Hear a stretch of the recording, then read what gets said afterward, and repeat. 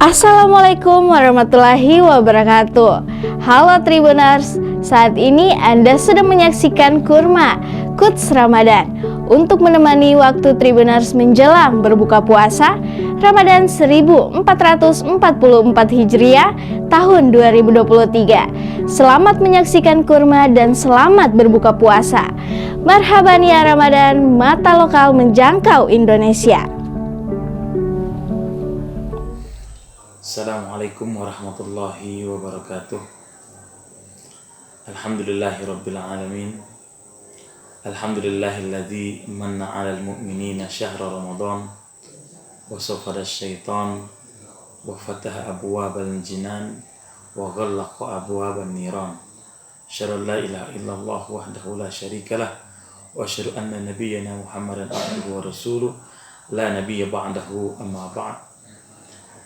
Alhamdulillah, Allah masih memberikan kepada kita Ramadan yang begitu baik untuk kita, untuk amal saleh yang berlipat-lipat ganda dan pengampunan dosa yang begitu banyak di bulan Ramadan ini.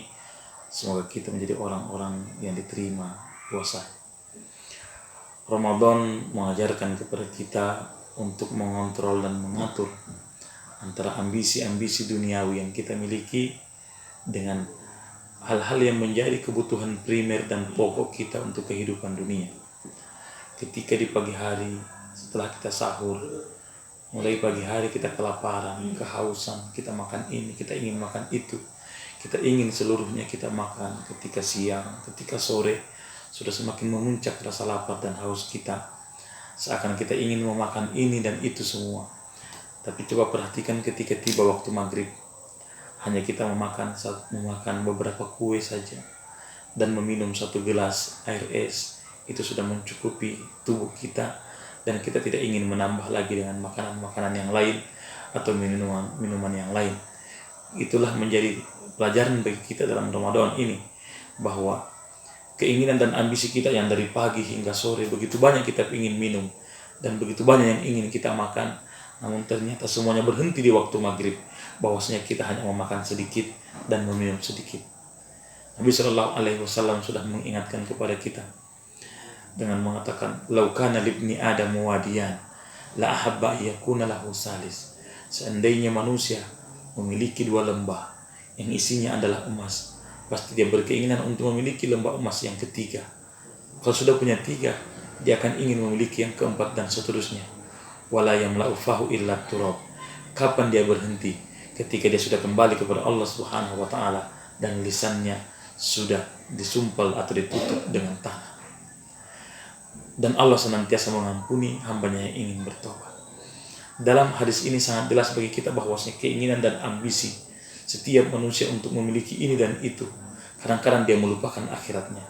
Padahal seorang muslim harus senantiasa mengedepankan akhiratnya, mengerjakan dunia, tapi dia tidak pernah melupakan akhiratnya, karena yang menjadi pemandu, yang menjadi komando dalam seluruh lini kehidupan seorang muslim adalah hubungan kita dengan Allah Subhanahu wa taala yang berkaitan dengan akhirat, dan dunia adalah mengikuti sesuai dengan aturan Allah Subhanahu wa taala. Hadirin yang dimuliakan oleh Allah Subhanahu wa taala, Ramadan ini begitu besar manfaatnya untuk kita, untuk mengontrol dan mengawasi diri kita.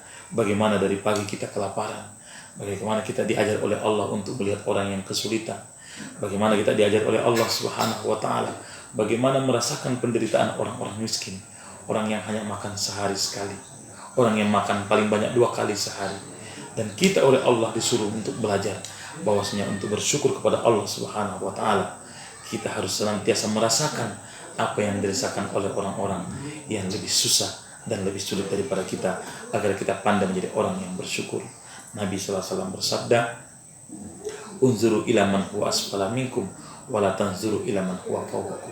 Lihatlah orang yang lebih susah darimu, jangan engkau melihat orang yang lebih senang dan kaya darimu. Fahuwa ajdaru alla tazdaru ni'matallahi alaikum.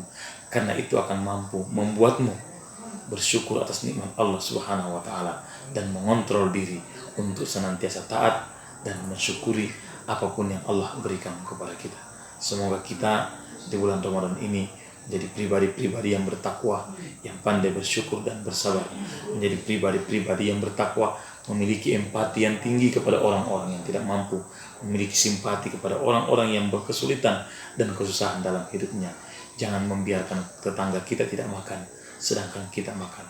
Jangan biarkan keluarga kita, kemenakan kita, saudara kita kelaparan sedangkan kita dalam keadaan perut yang kenyang, karena Allah tidak menyukai itu.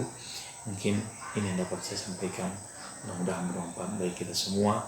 Hadanallahu wa iyyakum ajma'in. Assalamualaikum warahmatullahi wabarakatuh.